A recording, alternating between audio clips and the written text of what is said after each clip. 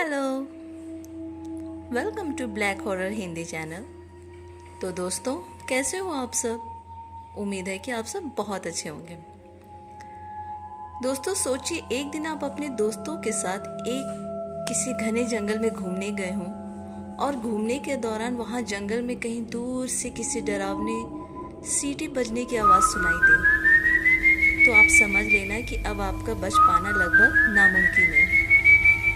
आज इसी से जुड़ी एक अर्बन लेजेंड के बारे में जानेंगे जिसे हम एल सेल्बॉन के नाम से जानते हैं। एल सेल्बॉन एक ऐसा अर्बन लेजेंड है जिसकी शुरुआत कोलंबिया और वेनेजुला से हुई थी। वहाँ के लोगों के हिसाब से अगर आप किसी घने जंगल में घूम रहे हो और घूमते हुए अगर किसी को अजीब सी डरावनी सीटी बजने की आवाज़ आए तो आप समझ लीजिएगा कि अब आपका बच पाना लगभग नामुमकिन है, क्योंकि हो सकता है वो सीटी बजाने वाला एल सेल्बॉन हो जो आप ही की तरह किसी इंसान का इंतजार कर रहा है उसकी जान लेने के लिए। कोलंबिया और वेनेजुला में रहने वाले लोगों के हिसाब से एल सेल्बॉन एक लंबा सा दिखने वाला जीव होता है जो कि बहुत पतला होता है और अपने कंधे पर एक बोरा ढोता है जिसमें अपने द्वारा शिकार किए गए लोगों के शरीर के कटे हुए हिस्से और हड्डियां होती हैं। तो यहाँ अब आपके मन में ये सबसे बड़ा सवाल उठता होगा कि आखिर ये एल सेल्बॉन है कौन और क्यों ये आज के समय में जंगलों में भटक रहा है? आखिर क्या हुआ था उसके साथ? तो सुनिए, कहा जाता है कि बहुत साल पहले वेनेजुला के किसी गांव में एक छोटा सा परिवार रहा करता था।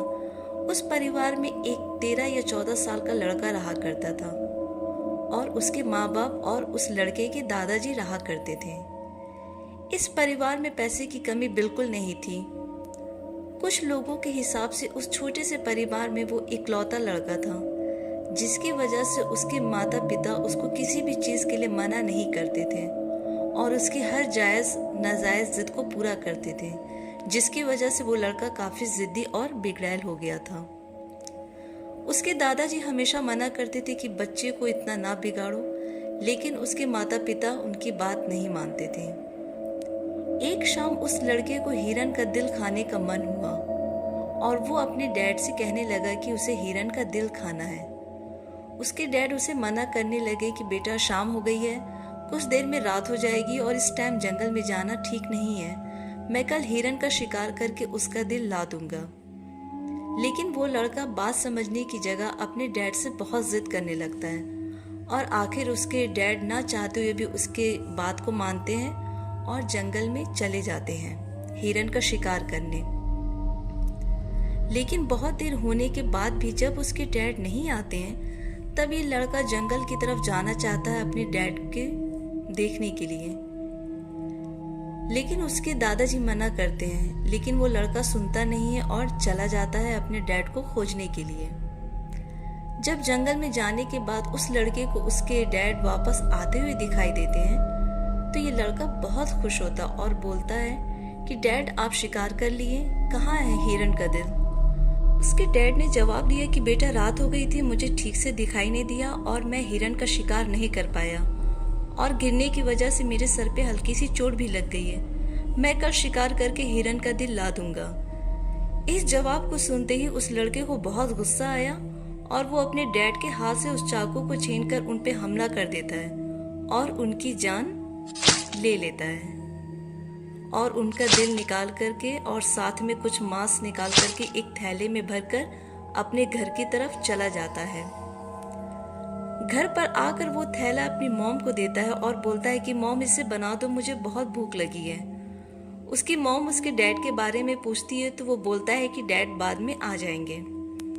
उसकी मॉम उस थैलों को लेकर किचन में चली जाती है। उसकी मॉम जब उस थैले में से दिल को निकालती है तब उसे देखकर उसको शक होता है कि ये दिल हिरन का क्या, ये किसी भी जानवर का नहीं लग रहा है। वो आकर वापस फिर उस लड़के से पूछती है कि ये दिल किसका है। फिर वो लड़का बहुत आराम से बोलता है कि ये डैड का दिल है, वो हिरन का शिकार नहीं कर पाए थे इसलिए मैंने उन्हें मार दिया है और उनका दिल निकाल लाया हूँ, आज मैं यही खाऊंगा। ये सुनते ही उसकी माँ चीख करके बेहोश हो जाती है। उसके दादाजी को जब ये बात मालूम होती है तो वो गुस्से में उसे बाहर पेड़ में बांध देते हैं और उसे हंटर यानी कि कोड़े से मारते हैं। उसे कोड़े से तब तक मारते हैं जब तक कि उसके शरीर से उसकी खाल नहीं निकल जाती है। खाल निकलने के बाद फिर दादाजी उसके जख्मों पे नमक मिर्च का मिक्सचर लगाकर कंधे पर उस थैले में उसके डैड के दिल और मांस को रख कर उस थैले को उसके कंधे पे लटका देते हैं और लड़के को श्राप देते हैं कि तू जंगल में भूखे प्यासे भटकेगा और मरेगा, और उसे घर से बेदखल कर जंगल की तरफ भगा देते हैं।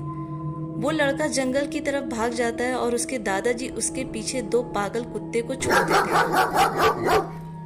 वो कुत्ते उस लड़के के निशान को सूंघते हुए जंगल में चले जाते हैं और उसको मार देते हैं और उसके शरीर के कई टुकड़े कर देते हैं। इस तरह उसकी आत्मा एक श्रापित आत्मा बन जाती है और तभी से लोगों का मानना है कि उसकी आत्मा जंगल में भटकती है और लोगों का शिकार करती है।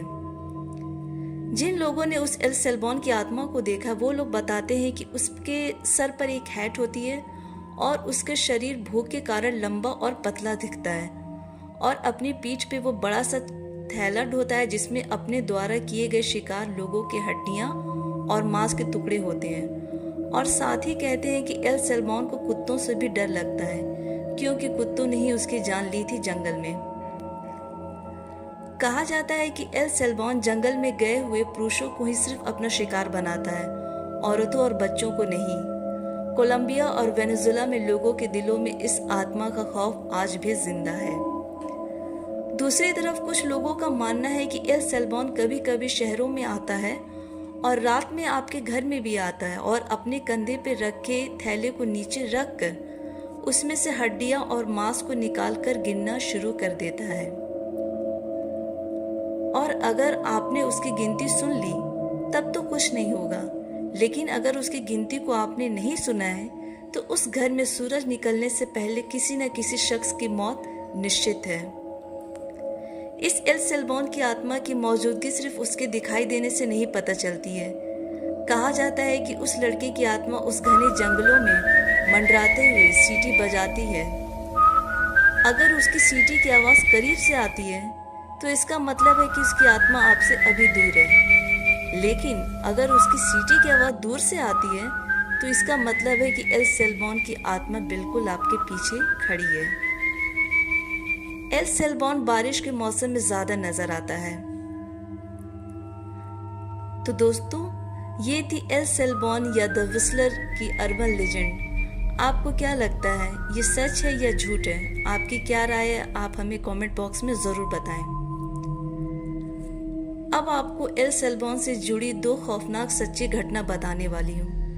पहली घटना एक शख्स ने बताया था अपने पोते को, जिसने उस स्टोरी को एक वेबसाइट पे पोस्ट किया था। ये घटना उस लड़के के पॉइंट ऑफ व्यू से बताती हूँ मैं आपको।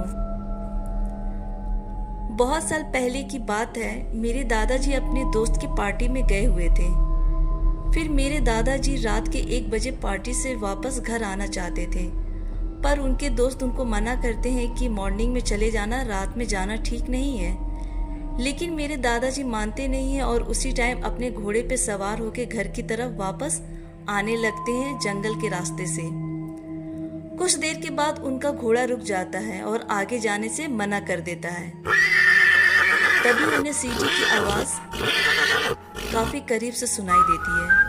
वो अपने घोड़े को शांत करने की कोशिश करते हैं, लेकिन वो घोड़ा मेरे दादाजी को नीचे गिरा करके भाग जाता है और तभी सीटी की आवाज अब काफी दूर से आने लगती है। दादाजी जब उठकर खड़े होते हैं और जैसे ही पीछे मुड़ते हैं तब देखते हैं कि पीछे एक लंबा और पतला सा डरावनी सी शक्ल सा दिखने वाला आदमी खड़ा है, एक बोरा पीठ पे लिए हुए। ये और कोई नहीं बल्कि एल सेल्बॉन रहता है। मेरे दादाजी समझ जाते हैं कि आज उनकी आखिरी रात है और वो एल सेल्बॉन अचानक से मेरे दादाजी को बहुत बुरी तरह से पीटने लगता है और काफी डरावने तरीके से हंसने भी लगता है। तभी दूर से कुत्ते की आवाज आती है और एल सेल्बॉन गायब हो जाता है। दादाजी देखते हैं कि उनके कुछ दोस्त 2 कुत्तों के साथ उनकी तलाश में जंगल की तरफ आ रहे थे। इस तरह से मेरे दादाजी की जान बच गई थी। उस दिन दादाजी के दोस्त अगर सही वक्त पे नहीं आते तो मेरे दादाजी उस दिन खत्म हो जाते। दूसरी कहानी एक बूढ़ी लेडी के साथ हुई खौफनाक घटना है। अब ये घटना मैं उनके पॉइंट ऑफ व्यू से सुनाती हूँ। अपने यंग टाइम में जब मैं हॉस्पिटल में काम करती थी, एक रात घर जाने में मुझे लेट हो रही थी, सो मैंने अपने साइकिल से घर जल्दी जाने के चक्कर में जंगल से शॉर्टकट का रास्ता ले लेती हूँ और तभी देखती हूँ कि कोई शख्स साइकिल से मेरा पीछा कर रहा है। वो शख्स मुझको छेड़ने लगता है और उल्टी सीधी बात करता है। मैं काफ़ी डर जाती हूँ। एक तो रात का समय, उस पे घना खौफनाक जंगल, उस पे से ये अनजान शख्स मुझे परेशान कर रहा है। मैं डर से ये सब इग्नोर करती हूँ। तब वो शख्स गुस्से में अपनी साइकिल से मेरा रास्ता रोक देता है और मुझे धक्का देकर नीचे गिरा देता है और मैं ज़ोर ज़ोर से चिल्लाने लगती हूँ। तभी काफ़ी करीब से सीटी की आवाज़ सुनाई देती है। धीरे धीरे वो सीटी की आवाज़ दूर होने लगती है। तभी मैं देखती हूँ कि पेड़ के पीछे से एक लंबी सी आकार और डरावनी शक्ल वाला आदमी बाहर आता है और उस आदमी पे हमला करके उसकी जान ले लेता है। फिर एक एक करके उसके शरीर के कई टुकड़े कर देता है और फिर उन टुकड़ों को गिनकर अपने कंधे पे रखे हुए झोले में भरता है और सीटी बजाता हुआ वापस चला जाता है।